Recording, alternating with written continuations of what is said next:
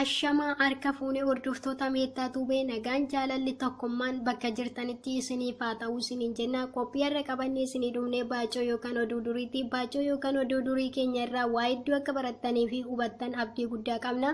Akkasuma jalqaba irratti sabskiraayib godhaa gara maatii keenyatti dabalamaa. Qophii keenya guyyaa guyyaan isinii darbu akka isin bira ga'uuf hordoftoota keenya ta'aa isiniin jenna. Bara durii sangoota sadii ture jedhama. Sangoonni sadan kun bifti isaanii adii gurraacha burree turani. Bifti isaanii gargaraa ta'u malee tokkummaa jaalala walii galteen jiraatu turani. Diinota isaaniitis tokkummaa isaaniitiin ofirraa injifatanii jiraatu. Diinonni isaanii bakkeedhaa isaan arganii tokkummaaf jaalala isaanii diiganii isaan nyaachuuf baay'ee mari'atu turani.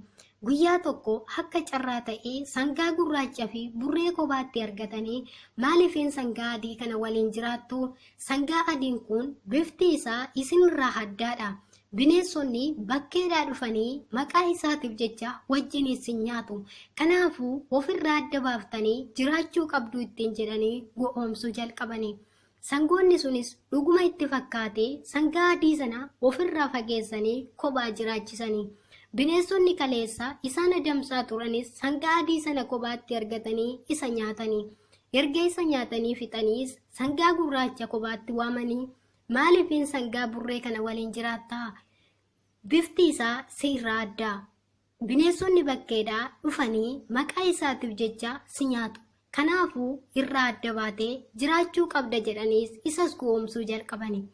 Innis ammas dhuguma itti fakkaatee irraa adda ba'e. Bineensonni sun tokkummaa fi jaalala sangoota sanii diiganii isaan nyaatanii jedhama. Yaa hiriyoota koo qophii kanarraa waa hedduu akka barannuu fi waa hedduu akka hubannus shakkii hin qabnu.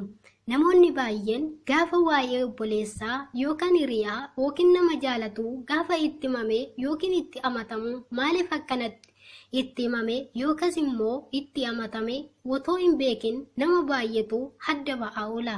Tokkummaaf jaalala namootaa kan jibbanii hedduu jira. Akkuma sangoota sanaas baay'een namootaa otoo hin hubatin odoo waa gargar hin baafatin hiriyaa yookaan nama jaalatu obboleessa isaa kan jibbaa oolu baay'eedha. Kanaafuu dubbii adda baafachuun barbaachisaadha. Qophii keenyaarraa asuma irratti xumurra. Qophii biroon hanga walitti deebinutti turtii gaarii. Isinis hiriyoota keessaniif laayik sheer godhuun